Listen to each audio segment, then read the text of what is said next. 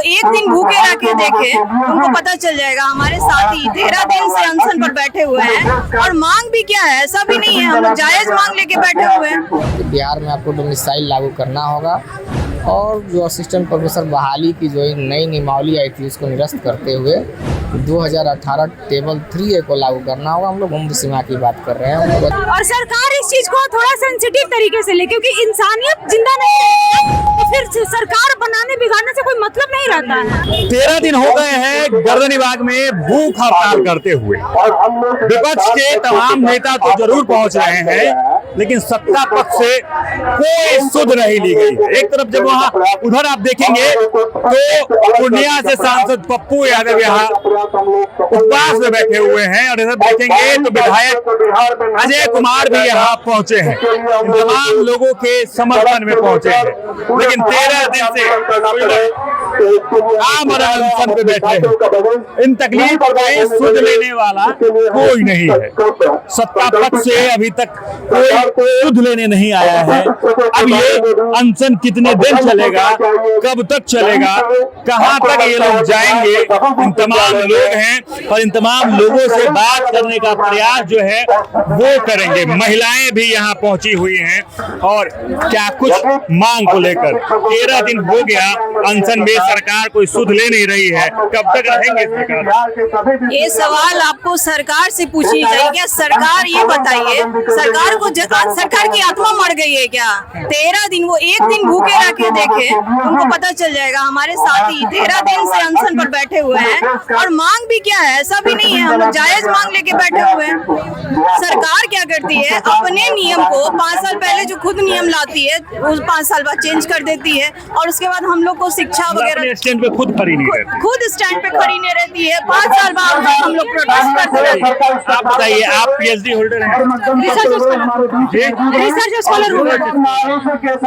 मांग लेकर सर हमारा मुख्य जो मांग है वो 6 है, ठीक है, जिसमें सबसे अहम और इम्पोर्टेंट जो मांग है और 2018 रेगुलेशन टेबल 3A को लागू किया जाए और रेगुलेशन 2026 को रद्द किया जाए। और सरकार इस चीज को थोड़ा सेंसिटिव तरीके से ले, क्योंकि इंसानियत जिंदा नहीं है तो फिर सरकार बनाने बिगाड़ने से कोई मतलब नहीं रहता है। इंसानियत जिंदा नहीं रहेगी तो सरकार बनाने बिगाड़ने से कोई मतलब नहीं होता। वीर देख लीजिए, ये 13 दिन से ये आंदोलन है, इसी प्रकार से चल रहा है।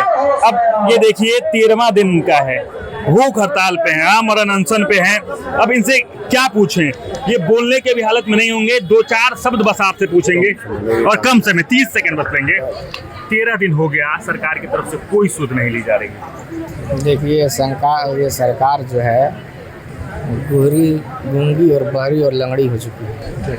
इसको बिहार के छात्रों से, बेरोजगारों से कोई सरोकार नहीं है, और ये सरकार चाहती ही नहीं है कि छात्रों का भविष्य सुरक्षित हो।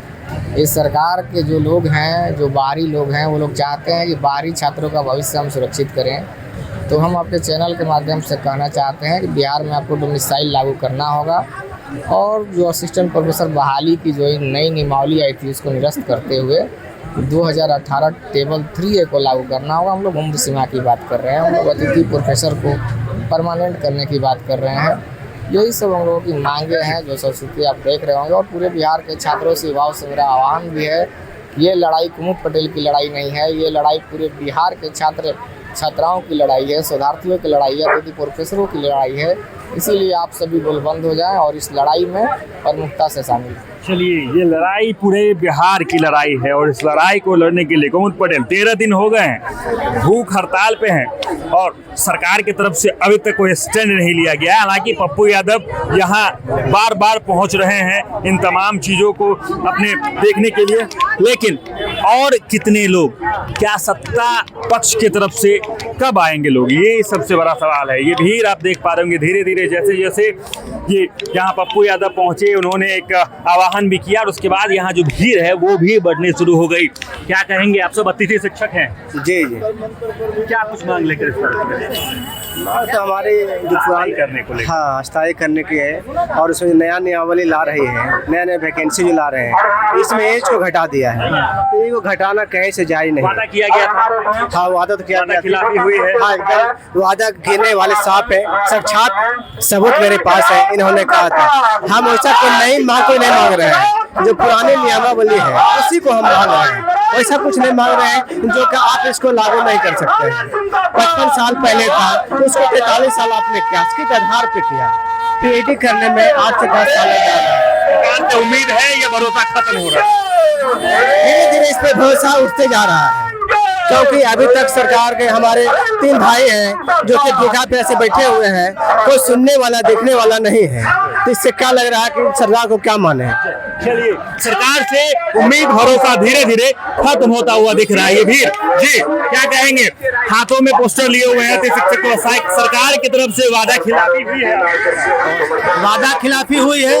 हम लोग का स्पष्ट कहना है कि आप जब कल प्रतिपक्ष में थे, सत्ता पक्ष में नहीं थे, तो हमारे सवालों को लेकर आप विधानसभा और विधान परिषद में धरना प्रदर्शन किया करते थे। और आज सिर्फ बिहार के नेता ही नहीं, बिहार के मुख्यमंत्री के कुर्सी पर है, बिहार के मुख्यमंत्री हैं माननीय सम्राट चौधरी जी। इस धरना स्थल के माध्यम से हम लोग धरना के माध्यम से आपका ध्यान आकृष्ट कर रहे हैं कि जो आपने वादा किया है उस अपने वादा को पूरा किया है वो निभाना पड़ेगा। जी हाँ, देखिए वादा किया गया था स्थायी शिक्षक और स्थायी जो अतिथि टीचर है उनको अस्थायी करने को लेकर, लेकिन वो वादा खिलाफी हुई है, ये इनका कहना है।